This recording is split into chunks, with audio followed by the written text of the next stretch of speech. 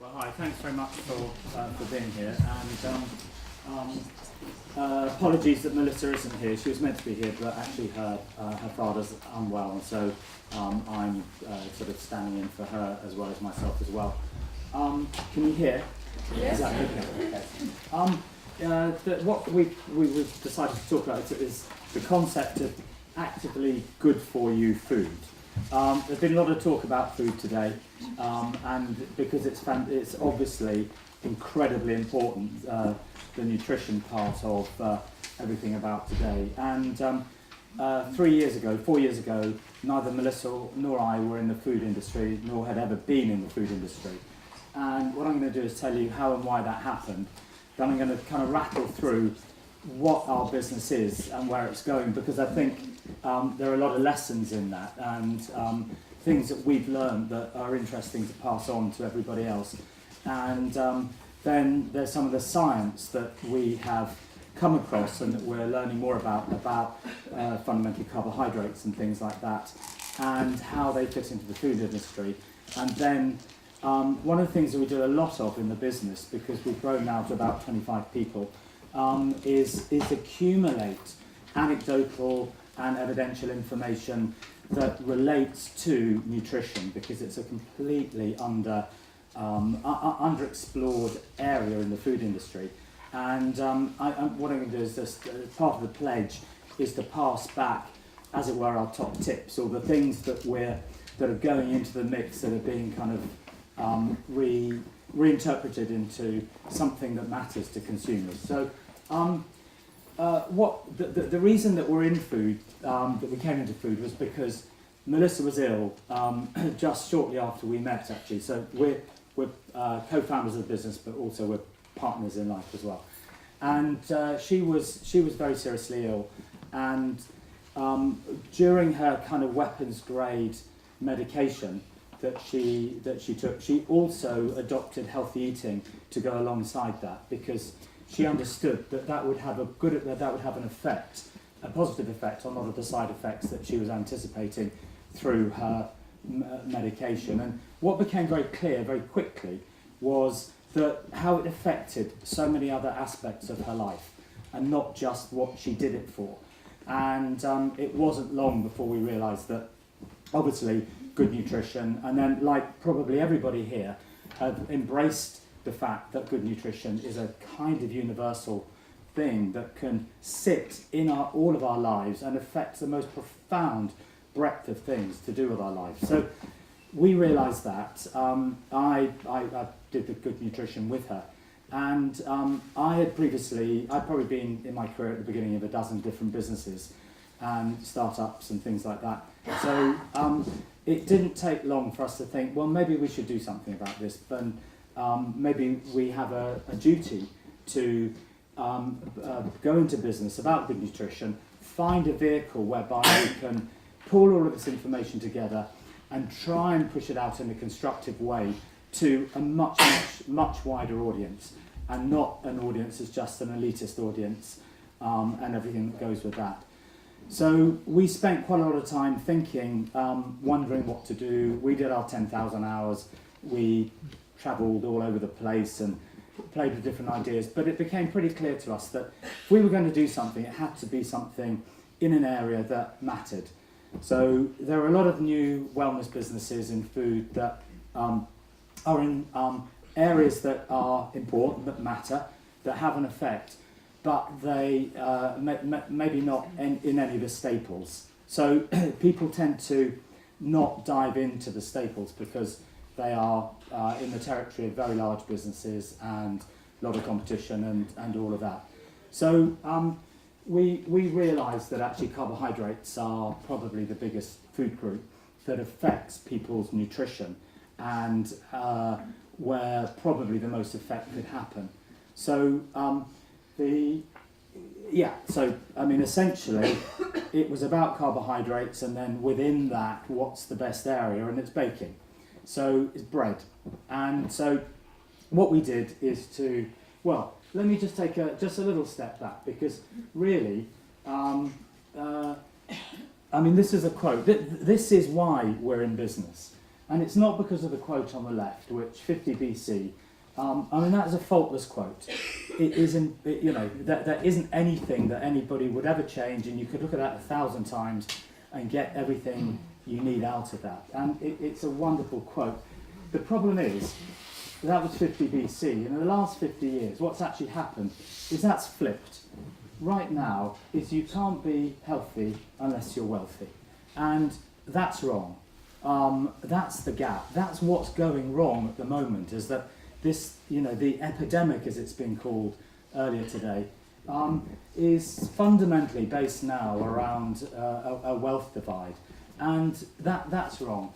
We know what's going on here. This has all been covered adequately today, but there isn't a day that goes by without another report about how nutrition and affects our lives. And it's not just our physical health, it's our mental health and all sorts of other things as well. So I mean, that's our purpose for being around. So what we did is that 4 years ago we decided that we needed to get a brand out there.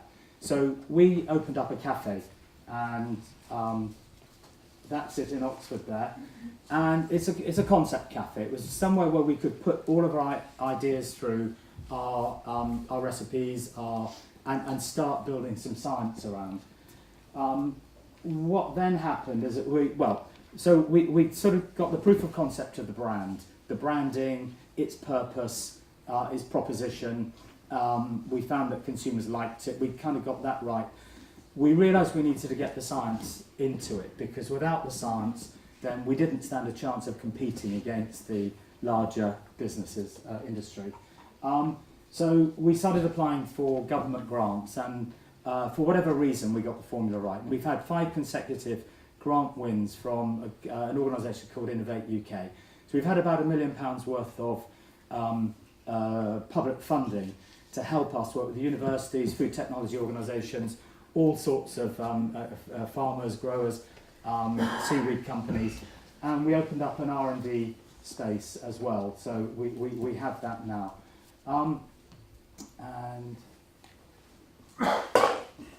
Okay. So we then launched sorry, there's a time delay here, and I haven't got the hang of it. We then launched a retail brand, so that's available now in places like that. It's very early days, but we're in discussion now with people like Ocado and somebody, Sainsbury's got in touch with us recently. We've written a cookbook that's now launched in America. It's all about healthy baking, and we're seen as the UK's first healthy baking brand. And it's quite an interesting thing. That means we're not artisanal. Artisanal is very different. Artisanal is about craft. From our point of view, trying to be a purpose-driven business, the artisanal sector is actually a cul-de-sac. It doesn't go anywhere. It's not about being healthy or healthier. That comes with it very often, but that's not specifically what it's about. So we've detached ourselves from that and are just completely overtly healthy. The book is now launched in America. Penguin have just pushed it out there. In a way, that's not really, this is the brochure for the business. It's not anything to do with how we try and drive the business. Lindsay, that's Melissa, and Lindsay, the three of us were the people who started the business. So we're now about 25 people. And you might not be able to read this, but, and sorry, the typeface has messed all the slides up, but you might be able to see that. But we have a mission and we have a vision. And our mission is to improve the quality of dietary carbohydrates, and how we do that is through what we call the platform technology of fermentation. When you ferment foods, and people have known this for hundreds of thousands of years, but probably more instinctively than from a science point of view, it is alchemy. It does the most staggering things to the foods that become fermented, whether that's bread or all the other things that people have talked about today, whether it's sauerkraut or probiotic drinks and things like that. And we're only just beginning to learn what it does, for example, to the digestive system, for the human digestive system when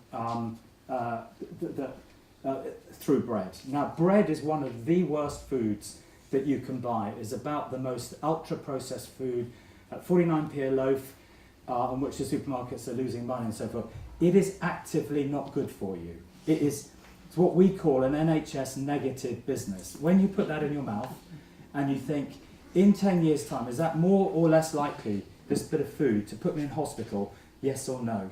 And obviously then the inference is the burden on the state as well, let alone on you and your family in terms of your lifestyle, your health span, your lifespan and everything like that. Industrial bread is NHS negative food. There is no question about that. And what we are producing, and it's not that hard, but we're trying to make it better and better, is NHS positive carbohydrates, if you want to call it that. And our vision is to democratise healthy baking for the common good. The point being is that we're a purpose-driven business. We put purpose before profit. And luckily for us, we have had so much support for that, that we are a very well-funded business, much more like a kind of regarded like a technology startup with a real chance to disrupt the industry and maybe go and disrupt the larger people who should be being far more responsible and taking far more responsibility with the quality of the foods. The big plant bakeries, they produce absolute shit. There's just no getting away from it.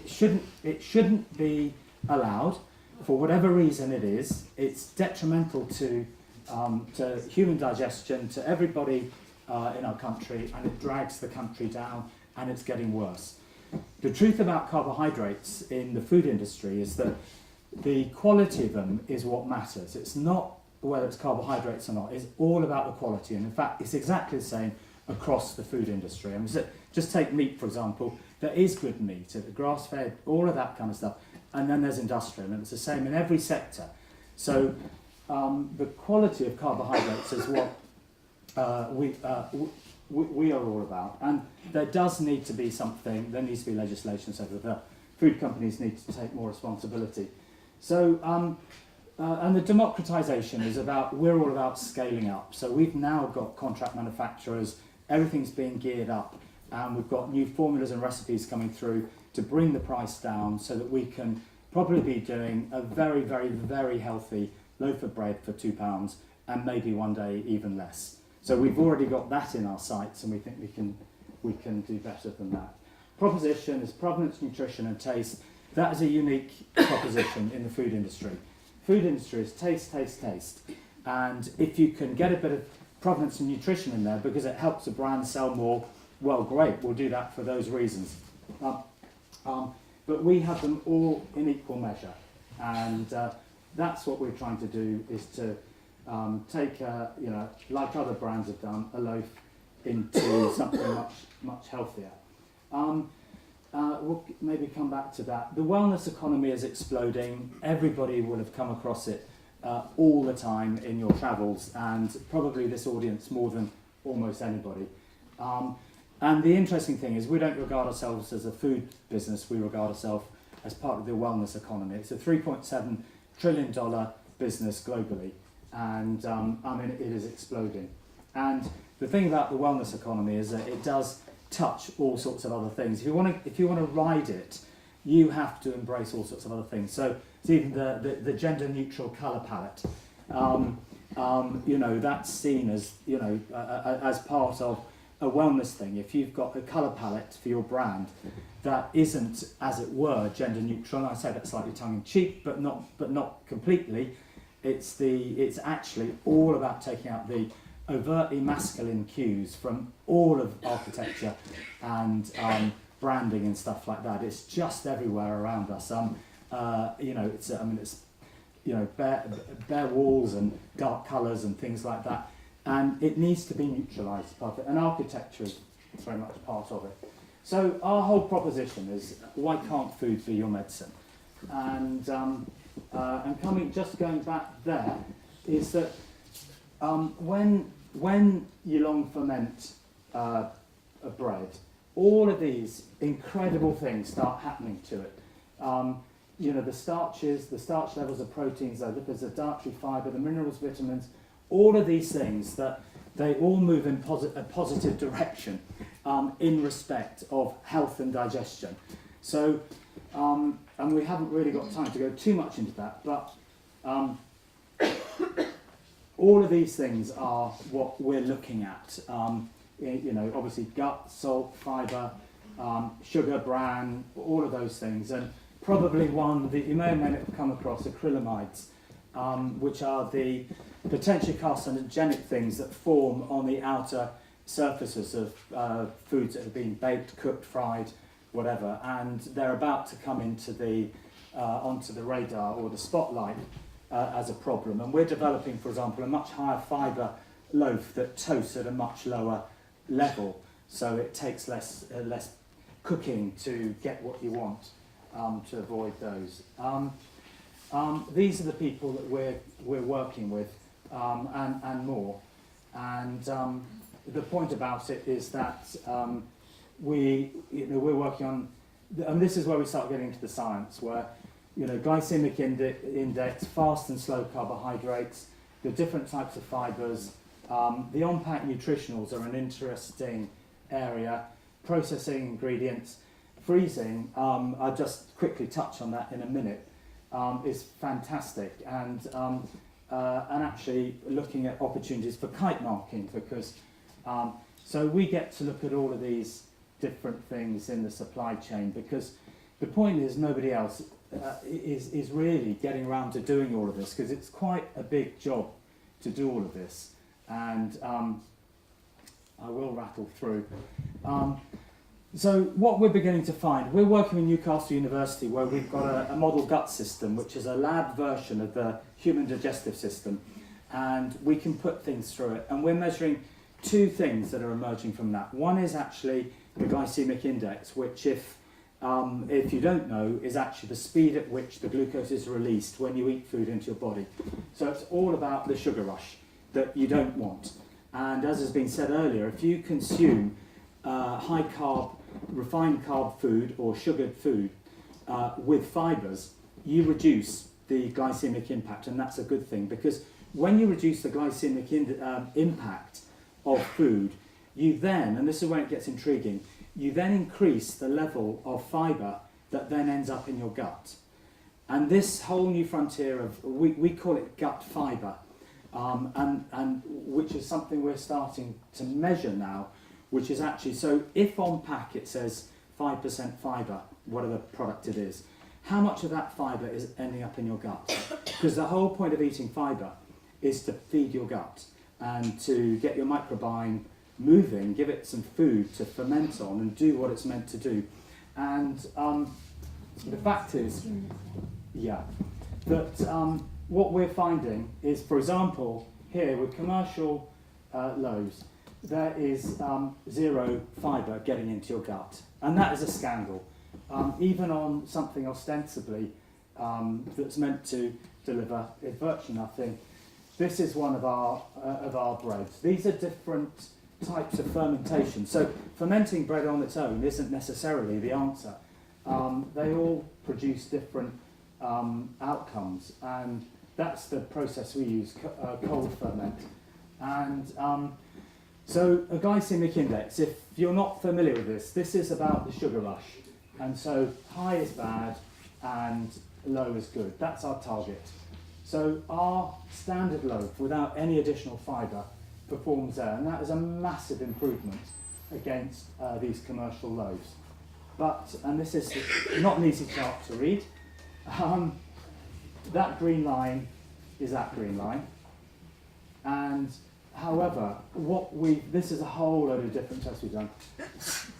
With our particular process, when we freeze the bread, this is what happens. We halve the GI from freezing. So we're looking at a whole load of initiatives to about freezing and putting it in the supply chain and things like this.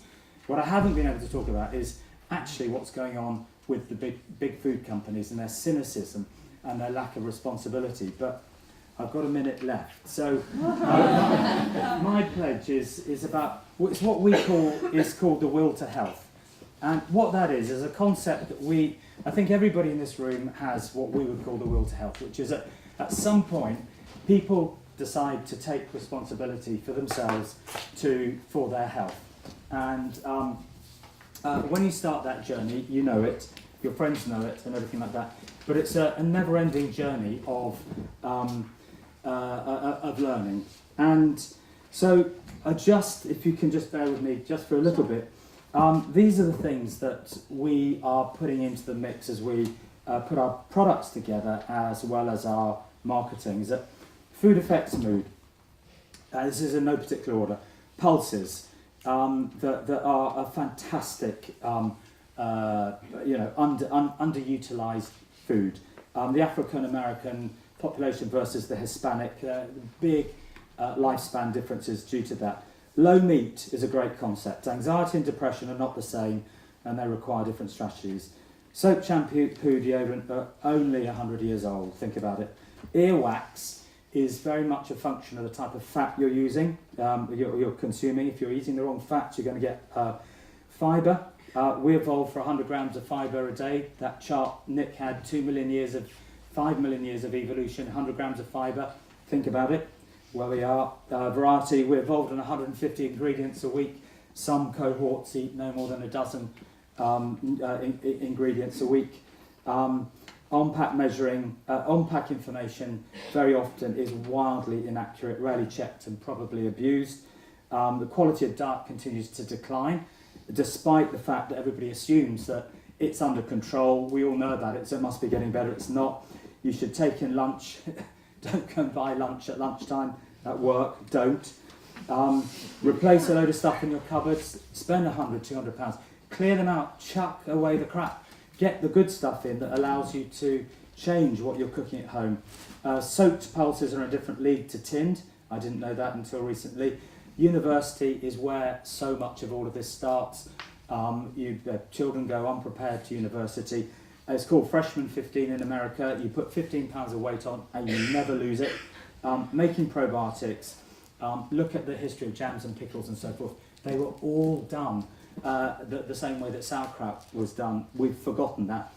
Calories are a dreadful metric to drive anything. It's all about fibre, and exercise is a poor tool for weight control. I'm out of time, so anyway, thank you.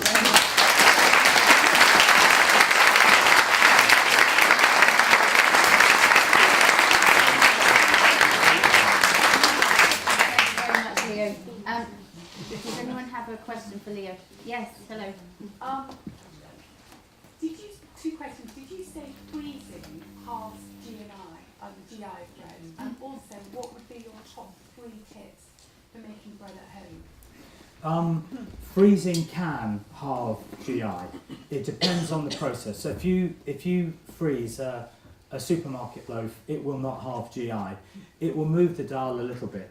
And that's what we're trying to work out what does and doesn't. Our cold ferment process does, and it's going to become a really important tool, because when you halve the GI, you massively increase the amount of fibre that goes into your gut, and that does 2 really important things. And for baking at home, bake with a sourdough. I mean, bread only needs to be flour, water, and salt. Nothing else. Absolutely nothing else. You don't actually even need the salt. But the secret of that is that it's sourdough baking. To get a sourdough culture going, you might have to try 2, 3, 4 times. You will try, fail, you'll give up, you'll try. Keep going, you'll crack it, and then in 3 months' time you'll think, my God, I had no idea that it was so easy. And it really is that easy. And what's your view on spelt and things like that? So by and large it's good. The quality of the flour matters a lot. So, I mean, the more refined, you can offset refined flour, and we're playing with that. With, for example, fermented bran, you can actually get the fibre levels up and higher than you would if you started with a better flour. But if you're baking at home, just get stone ground flour, get organic flour. I mean, for goodness sake, for the sake of £1 here and 50p there, don't mess around. Excuse me, how about bread machine? I mean, look, it's a good start, and actually, one of our projects we've just won with Innovate UK, a £100,000 project, is to try and develop, is to help tweak bread machines so you can do a proper sourdough bread in it. But by and large, if you think about, look, they're not bad, and it's a great start. And in fact, it's exactly where most people start home baking from. So let me rewind and say they're great. So an improvement on mother's pride, basically. Of course, and it depends what quality ingredients you put in. If you put really high quality ingredients in, you're going to get a high quality product out. Yes, hello. What about gluten free? I've got 2 children that can't eat gluten, and I find that all of the stuff on the shelves are packed with ingredients I don't. Yeah, well, that's completely, that is not necessary at all. I mean, that's just the industrial process, yet again at work, suits them, not your children. And, I mean, look, if you do look in our recipe book, you'll find that you can do a sourdough gluten-free loaf that tastes great, or there are lots of them, without any added ingredients in at all.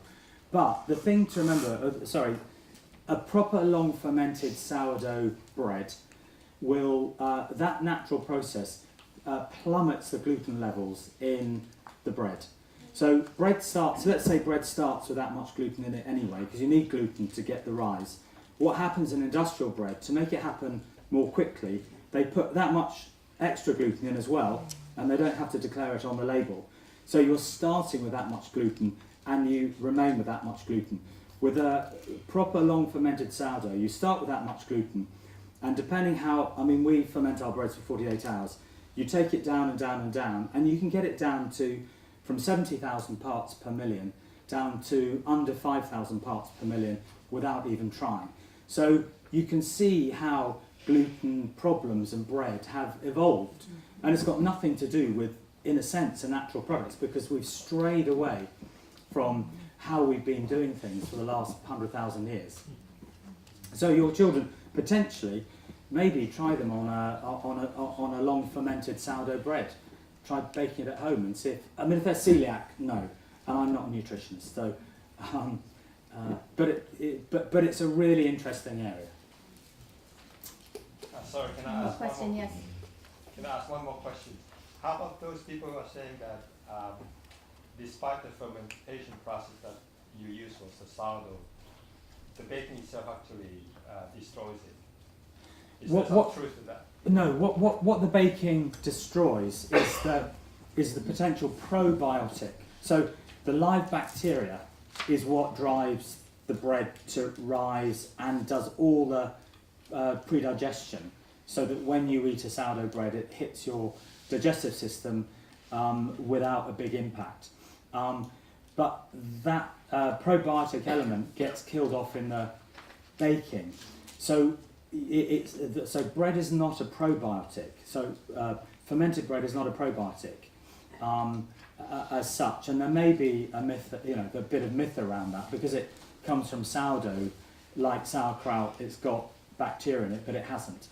Other than the fact that the baked out, the carcasses of the bacteria do have a residual probiotic benefit in them. So there is a little bit of probiotic benefit in a long fermented sourdough bake, but yes, there is no live probiotic. However, we are working on we've DNA sequenced our core culture, and we spun it out into all sorts of different directions. One of which is we've got a concentrated liquid which has been naturally enhanced to have more bacteria and less yeast, and we're trying that in all sorts of areas, and one of which is to reintroduce it back into the loaf post-baking, which not only affects shelf life considerably, but it also allows the bread to become probiotic again. It reunites it with what sparked it off in the first place. Leo, I'm really sorry, I have to stop you there. All right. It was Okay. really interesting. Thank Okay. you so much.